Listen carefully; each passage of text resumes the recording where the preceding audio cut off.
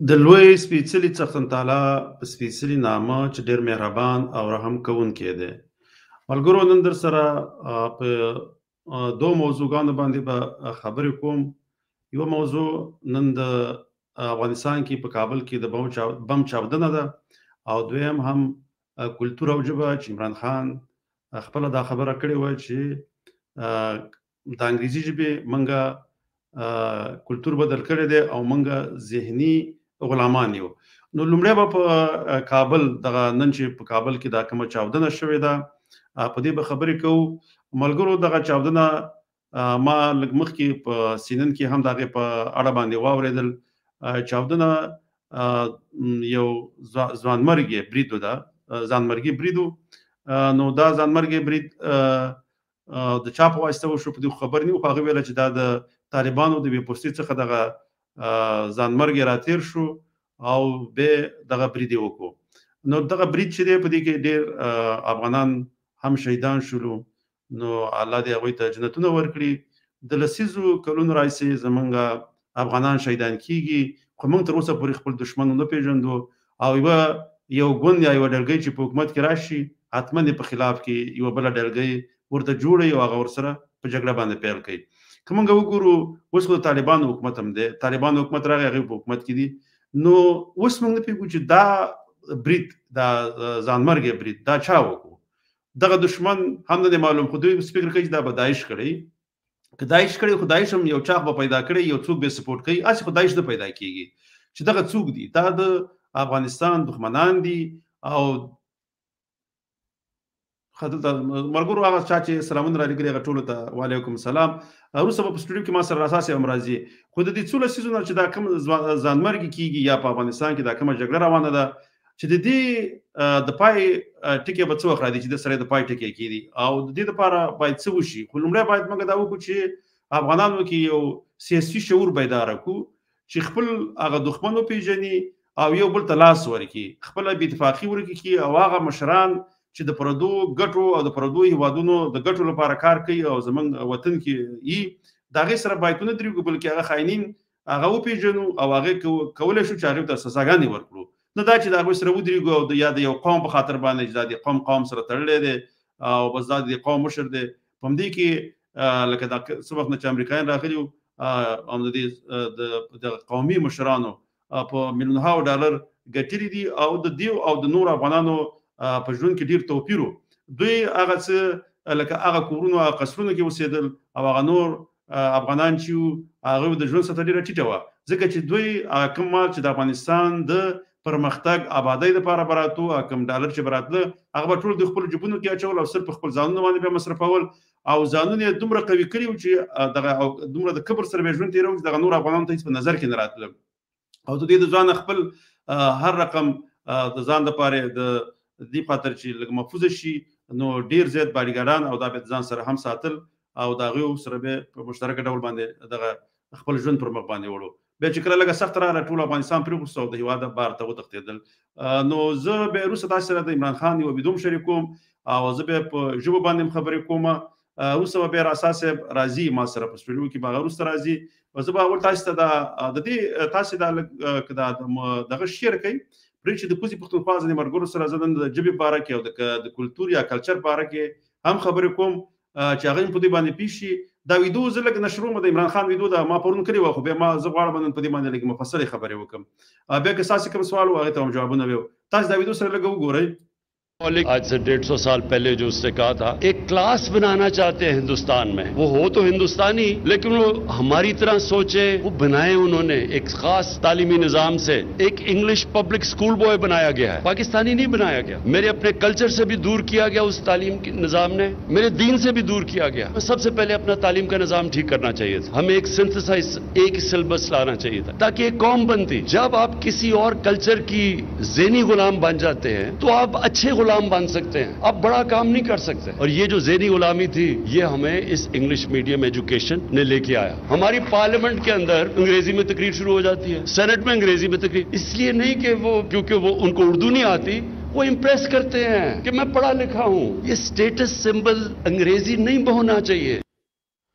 ملګرو، عمران خان خبرې وکړي چې موږ ځکه ذهني غلامان یو چې موږ په انګریزي ژبه باندې یا په انګلیسي ژبه باندې زده کړې کوو او بیا د هغوی کلچر فالو کوو یا هماغه کلچر په باندې به مسلط کیږي. دا خبرې د دې صحیح وي، خو دلته یوه خبره دا کومه دا چې خپله عمران خان په قوم باندې پښتون دی، هم د مور د طرف نه هم د پلار د طرف نه. او هغې دا یوه خبره مخکې وکړه چې هغه ځکه چې موږ دغه زده کړې چې کله په انګلیسي ژبو کې وکړو نو موږ به احساسې کمتري کې راګیر وو، هغې ته انفیریټي کمپلکس چې ورته وایي، په هغې کې به راګیر شو او بیا په خپله ژبه په خپل کلتور په دې باندې بیا موږ ته شرم راځي. نو زه دې ته دا یوه خبره ما کوله چې ځکه که دا د مور د خوا نه د پلار د خوا نه د دواړو د طرف نه دا چې دی خپله پښتون دی، خو مګر دی هم لکه زه نه پوهېږم چې ولې په خپله ژبه پښتو باندې نه پوهېږي. په دې کې یو څه خبرې دي هغه به سره زه کومه. ما دلته دې باندې یوه لیکنه کړې وه خو ډېره اوږده ده، خو زه دا یو څو ټکي تاسو ته وایم. کلتور او ژبه په دې کې د څه وایي، کلتور په ټولنیزو ټولنه کې ټولنیز سلوک او نورمونه دي. ژبپوهان کلتور د خلکو د یوې ځانګړې ډلې ځانګړتیاوې، پوهه، لباس، آرټ، موسیقي، نڅا، روایات، دارش ګاڼې، ناسته پاسته، غم خادي، خوراک څښاک، ولسي سندرې، ادبیات او ژبه د کلتور جز بولي.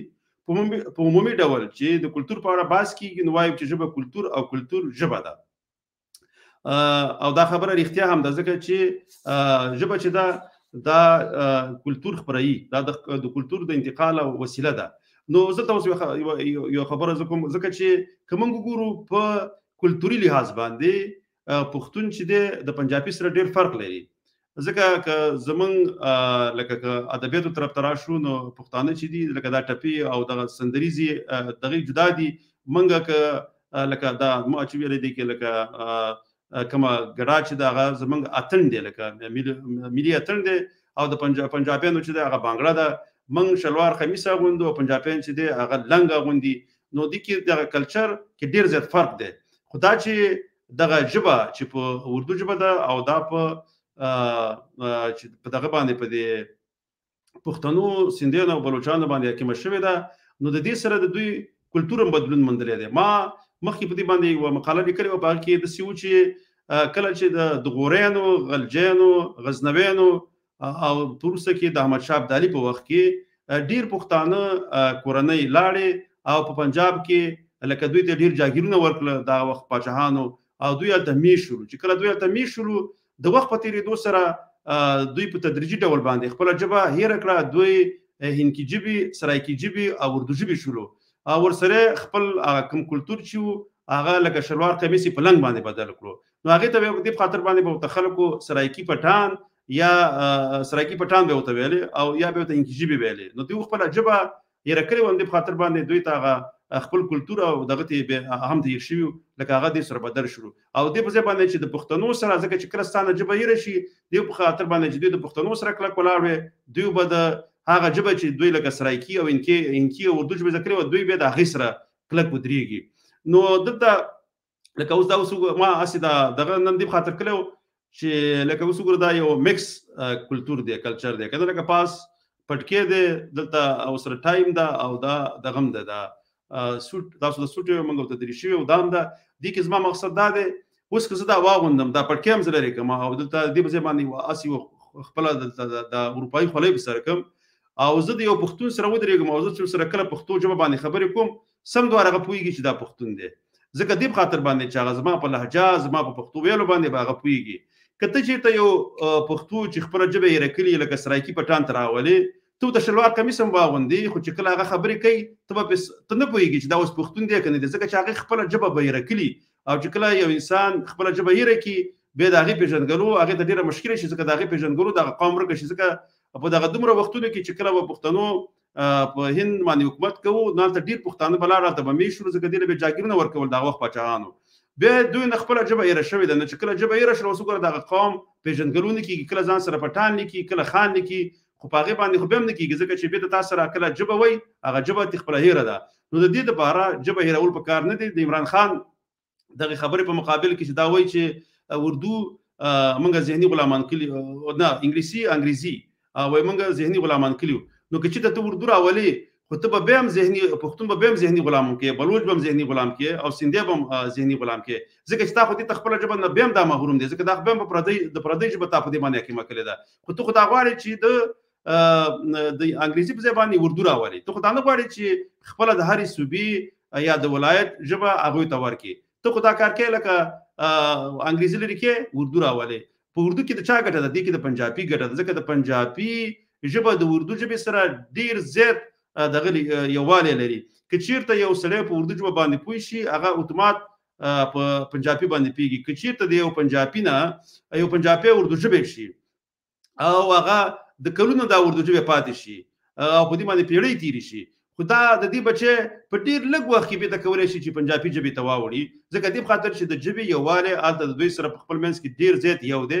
خو که چیرته د یو پښتون بچی اردو ژبه شي او په دې یوه پیړۍ ووتله، د دې ته لکه چې اوس د سرایکي پټان او د هندکیانو ته موږ یو دې ته به ډیر زیات مشکله ده چې دا بېرته خپلې ژبې ته راواوړي، ځکه چې ډیر لرېوالی لري اردو ژبه د پښتو ژبې سره. نو دې په خاطر باندې پنجابي و خیر دی، هغه ورو غواړي چې د نور قومونه خپله ژبه واخلي، هغوی پردي ژبې کې لکه څنګه چې انکین شوي سرایکین شوي اوس اردو ژبې کې. نو د دوی نه خپل پیژنګلو یا تاسو ته پہچان وي دا ورنه رور واخلي، یو به اساسي کم طریقې راګري اوس هم راګري. بل زه د کوزي پښتونخوا ورونو ته یوه خبره بله کوم، دلته چې دلته یو خو دي چې هغه خلک دي چې هغه سیاست کوي او هغه لکه پالیټیشن دي، اول ته په لوړو چوکو یا تاسو ته کرسۍ وي په هغې باندې کار کوي، نو هغه خو د پاکستان حکومت یا اسټبلیشمنټ هغې له چوکۍ ورکړي، هغه خو هلته په لوړو پوستونو باندې نو هغه قدرت کې مي په خپل کبر کې مي غرور کې مي او ښه ژوند ورته مهیایي. خو هغه غریب پښتانه چې په پښتونخوا کې ژوند کوي بیا همدغه سړی د پنجاب رالیږي په دې باندې حاکم کوي او د دې د تسلط لاندې بیا دغه پښتون ژوند کوي. خو دغه پښتون چې تر څو پورې هغه نه خپل حق وغواړي، ځکه دا احساس په هغې کې نشته، ځکه چې هلته تعلیم نشته دی، نو هغه چې کله پښتون بیا د پښتو خبره کوي د دې په مقابل کې ودرېږي، ځکه چې هغې له دا شعور پښتنو نه دی ورکړی. دې کې د پښتنو هم یو څه ملامت دي ځکه چې دوی سره کار نه دی کړی. نو په دې باندې به انشاءالله تعالی یو ورځ بیا هم ډېرې خبرې کوو، ځکه دا موضوع چې دا ډېره اوږده ده. بل زه کله کله وایم، ځکه ما ته پرون بیا کومنټ هم شوی، زه هم دا وایم چې اردو او هندي یوه ژبه ده، دا د هندو ژبه ده، د هندوانو ژبه ده. دې له صرف د اردو نوم ورکړی دی ځکه هغې هلته په هغه وخت کې په بر صغیر کې د دې چې دا اسلامي ژبه ده او په دې باندې پاڅونونه کول، په دې باندې هغه خلک مسلمانان راپارول، که هغه مذهبي ډلې وي او که غیر مذهبي وي، چې هغې نه داسې یو دغه جوړ کړي چې د هندوانو په ضد باندې ودرېږي او پاکستان جوړ شي. نو په دې خاطر باندې دغه د هندي او اردو ژبو صرف رسم الخط بدل دی. اردو ژبه چې دا په فارسي عربیک رسم الخط باندې لیکلی کېږي، مګر هندي ژبه چې ده هغې ته دیوانګري وایي، سنسکرت په هغه رقم باندې لیکلی کېږي. نوره ژبه یوه ده، په هغې کې د هندوانو د مذهبي لغاتونه ته تاسو وایي یا الفاظ په هغې کې ګډ دي په هندي ژبه کې، ځکه هغې د خپل مذهب نه راغستلي دي. او په اردو ژبه کې بیا عربي او دغه فارسي لغاتونه ګډ شوي دي. خو دا صرف ټوله دوکه ده، پښتون بلوچ او سیندي ته ورکوي چې خپله ژبه پرې حاکمه کړي. خو دا کار یې د بنګالیانو سره هم کړی، خو بنګالیانو هم د خپلې ژبې په خاطر باندې پنجابیان وشړل د خپل بنګال نه، هغه یو آزاد او خودمختار ملک شو. اوس د هغې هغه کوم دغه چې دی هغه اقتصادي د وده چې ده یا پرمختګ چې دی هغه د پنجاب نه ډیر مخکې دی، د پاکستان نه مخکې دی، هغوی ډیر پرمختللي تللي دي او ورځ ته ورځ اقتصاد ښه کېږي. خراسان صاحب په همزه راخلم، زه به په انشاءالله تعالی په دې باندې به یوه ورځ بیا زه ډېرې اوږدې خبرې کوم چې اردو او هندي کې هغه فرق به راولم، هغه به تاسو ته زه بیا په دې یو پاور پوینټ په شکل باندې تاسو ته زه ښکاره کوم چې خپله لکه د اردو او د هندي لیکوالان په دې اړه باندې څه وایي، نو هغه په تاسو زه د ثبوت په توګه باندې راوړم، تاسو بیا وړاندې کوم. اوسه پورې زه پښتانه چې دي هغه ګلخانه دغه اوس ما ته دا وایي چې دا خو زموږ قومي ژبه دلته ډېر قومونه اوسېږي، دا قومي ژبه ده ورسته او د هر قوم دلته خپله جدا جدا ژبه ده، دا در باندې په زور حاکمه کړې ده، خپله ژبه در نه اخلي، دا در باندې حاکموي. ستا نه یو بل شی جوړوي، پاکستاني خو قوم نه دی، دا خو د یو هیواد نوم دی، دا قوم نه دی، ځکه دې ته خو قوم نه شو ویلی پاکستان، دا خو هېڅ قومیت د قوم نوم نه دی، دلته یو قوم نه اوسېږي، دا مختلف قسم قومونه هلته اوسېږي. ښه بل ځینې وخت کې ځینې ورونه دا وایي چې ته زموږ په هیواد کې یا افغانستان په پښتونخوا کې ولې پښتونخوا باره کې یا پاکستان باره کې ولې خبره کوې، وره ته د پښتونخوا د پښتونخوا پښتون یې، خپله خاوره باندې اوسېږي. او زه چې کله پاکستان اسټبلیشمنټ یا پاکستاني پنجابي ارمي یادوم یا پاکستان یادوم، د دې نه زما مقصد سان دی ځکه چې تل د پاکستان اسټبلیشمنټ یا پنجابي اسټبلیشمنټ په افغانستان کې لاسوهنې کړي دي او د هغې دغه میډیا چې ده تل د پښتنو او د افغانانو په ضد باندې خپل فعالیتونو ته دوام ورکړی دی. زه دلته زه به خپله رسا صاحب اوس خپل دغه ته د سټوډیو ته راجګوم او د عمران خان دا ویډیو به هم ځینې زه لرې کړم، بیا به هغه راواخلو. نو السلام علیکم رسا صاحب، په خیر راغلی سټوډیو ته. مننه زماني صاحب، تاسو ته او درنو لیدونکو ته چې همدا لحظه موږ ګوري ټولو ته سلامونه او نیکې هیلې. ما خو ستاسې خبرې واورېدلې زماني صاحب، ولې دغه د نن ورځې د حالات او خصوصا د کابل په میدان کې دغه برید او دغه شهیدان دغه حالت والا ډېر زیات مایوس کننده حالت دی. هغه د خبرو حوصله د سړي نه دغه کوي، نو سړی کله کله داسې مجبور شي چې هغه بعضې ترخې خبرې وکړي، بعضې حقیقتونه ووایي، ځکه چې دوستانو دغه یوه دوره نه ده په دې اخرو کلونو کې چې دا موږ یې ګورو. دغه هر دولت چې راغلی دی، په هر دولت کې موږ دغه د امین کلمه استعمال کړې ده چې الله ته سوله راولي، الله جنګ بس کې. په هر دولت کې که څوک شهید شوي دي یا ورته ویلي دي چې الله دې شهادت قبول کړه او امین. دغه څو دورې موږ په دې شکل باندې دغه په دې اوسني عصر کې د افغانستان د داسې یو حالت کې روان دی. نو اساسي خبره په دې کې ده چې تر څو خپل افغانان رایښ نه شي، خپل افغانان خپل ځان ونه پیژني، خپل حقوق ونه پیژني، خپل ملي ګټې ونه پیژني، خپل حدود دغه ونه پیژني، او دغسې پلاستیکي او دغسې بې ځای خلک ورپسې لاړ نه شي، بېهوده ورپسې لاړ نه شي، په پیسو خرڅ نه شي، تر هغه پورې دا هېواد نه جوړېږي. دا نن سبا ته درپسې داعش راجګېږي، بل حالت راځي. تر کومه پورې به موږ افغانان دغه د پردو په جنګ کې به موږ سوځو؟ او هر سړی، هر افغان بس په دې فکر کې دی چې یو وخت تلې ته ګوري چې کوم طرف ته حالات ښه دي، راځه دلته ورشه، کله بل خواته لاړ شي، کله بل خواته لاړ شي، کله چې پکې ګټې پکې تامین شي کوم ځای کې بیا مالته خوښي، بیا بل پسې بدرګم ورپسې د پاسه وایي. همدغه بدبختي ده د آخرو څو کلونو باندې. یو نظام و، یو دولت و، دلته به وروره یو نفر به راپاڅېده چې زه خو د شمال امپراتور یم، زه خو دومره چوکۍ غواړم، زه خو دومره وزارتونه غواړم. بل به راپاڅېده چې زه خو شبرغان سقوط ته دغه کومه سقوطوم، زه خو دا هر څه داسې. بل به ویل چې زه خراسان جوړوم. بل به راپاڅېده چې دا خو دلته خو تعصب دی، دلته خو دغه دی، څه ورته وایي، فاشیزم دی. دا نو همدغه حالت دی زماني صاحب چې زمونږ وطن دې حالت ته رسېدلی دی. او ټول به د پیسو په سر باندې چې به پیسې ورته ورسېدلې، چې به ورته حق ورسېد، او هغه چې به یې غوښتل مجبور و. داسې یو حالت هم داسې راغلی و په دې وطن کې. دا د همدغه ظالمانو قهر دی چې د ملت مال یې وخوړو، د کلونو کلونو باندې ځانونه یې ورباندې، ښارونه یې ورباندې ځانونو ته جوړ کړل، ماڼۍ یې جوړې کړلې، په خارج ملکونو کې بلډینګونه واخیستل، بانکونو کې پیسې دي. دومره پیسې چې افغانستان ته راغلي دي، که دغه مجموعي سړی وسنجوي، دې باندې مکمل 5 هېواده ورباندې جوړېږي. ولې دا پیسې څه شولې؟ دغه خارجیان هم اخر دې ته مجبور شول چې دا څه رقم سیاسون دي په دغه ملک کې، دا څه رقم افغانان دي چې د یو رهبر لري، دی په کم خط و سیر باندې روان دي، تر کم ولې په دې حالت کې دي. هغه هم دې ته مجبور شول چې زه چې بلا درپسې چې څه کېږي هغه به کېږي، تاسې پوهېږئ او وطن هم پوهېږي. ځکه چې دا په افغانانو کې تر اوسه پورې داسې یو ملي احساس نه دی پیدا شوی چې دغه د وطن دغه خاوره دغه سره دغه مینې ورسره یو د زړه دې خلاصوي. فقط هر سړی تر خپله حده پورې ځي او بیا بعد د هغې نه چې کوم خوا کې خوشحاله وه خواته بیا ځي. ډېره مننه اساسي مینس کې دا څه منډه او خبرې ډېرې دي زماني صاحب، د ډېرو خبرو نور حوصله هم نشته دی، بس یو څو خبرې مال زیاده اقل هغه. ډېره مننه راسا صاحب، بیا مننه ځکه چې ته نن دغه وې وزم دې مرخنه وه، خو بیا هم راغلی موږ سره سټوډیو ته. زه به د یو څو کومنټه ولولم، بیا به پروګرام راټول کړو، ختم به یې کړو. دي ورور لیکلي دي، وایي بورا صاحب ستاسو چوپړ د ستایلو دی او ډېر ښه لړۍ مو روانه کړې ده. غلام رباني فیاض وروره نړۍ مننه، ځکه هم دا ستاسې تشویق او ستاینې دي چې موږ دغه پروګرام ته اوږه ورکړې ده. انشاءالله تعالی دا به په مخ باندې وړو. بل ورور هیوادو صاحب لیکلي دي په زړه پورې خپرونه لا بریم په برخه. زماني صاحب نړۍ مننه. هیوادو صاحب تاسې هم خپل ډېر زیات فرهنګي کارونه پر مخ باندې وړئ، الله مو بریالي لره.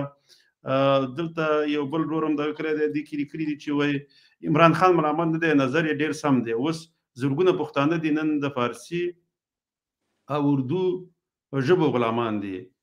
دا خبره حقیقت د خپل عمران خان هم خپله ژبه باندې نه پوهېږي، هغې نه خپله هم خپله ژبه هېره شوې ده. مور او پلار یې ورسره کار نه دی کړی، خپله ژبه یې تنده ورپدري، ځکه دې پښتون د مور او پلار دواړو نه پښتون دی، خو مګر پښتو ژبه یې زده نه ده.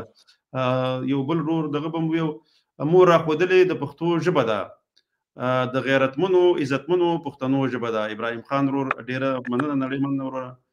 نو ګورو که نور پکې داسې کوم کمیونټي هغه سره یو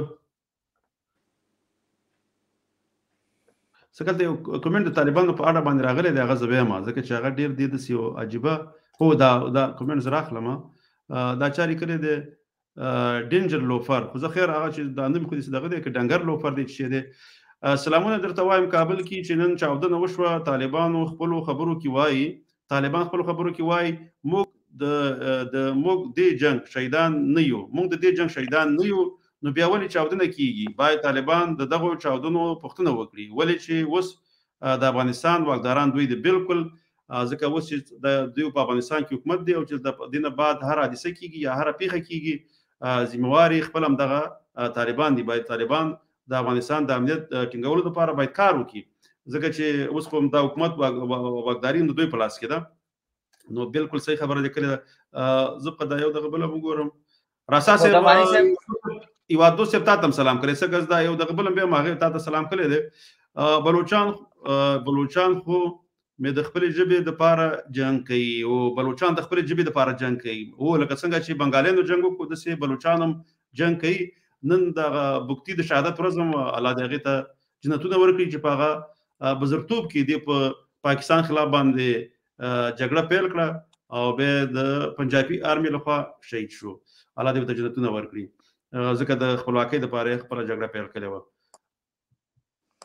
نو زه اقصاد دې اعلان په خاطر باندې هغه دوست چې پښتنه کړی دا زه د فکر کوم چې سبا ته هم طالبان اعلان وکړي چې موږ یو کمیسیون ټاکو چې به دې پښتنه وکړي او بس دا به کیږي معمول په افغانستان کې دغه څو لسیدي هم دغه رواج دی دغه کلمه رواج شوې ده چې وروره بس سبا ته به یو کمیسیون ټاکي چې موږ خبر نه سو چې دا څوک دي کوم ځای دی به کمیسیون دی هغه به پښتنه کوي څېړنه به کوي دی باندې کوم ورځ تیر شول او کوم میاشت تیر شولې بس همدغه لړۍ روانه ولا یو دوه ویل چې در اساس سرګندونې وي ډېری په ځای او درسته وي مننه یو دوه نو بس پروګرام راټول کو چې هغه وخت خپل په خدمتو کې ځکه زما همیشه کوشش دی چې شلو دقیقو کې پروګرام راټول کو ځنن به هم دغه شو نو پروګرام راټولو تر بل پروګرام پورې په لوی الله جل جلاله سپارم خوشاله آرام او سوکاله ژوند لري د لوی الله جل جلاله په امان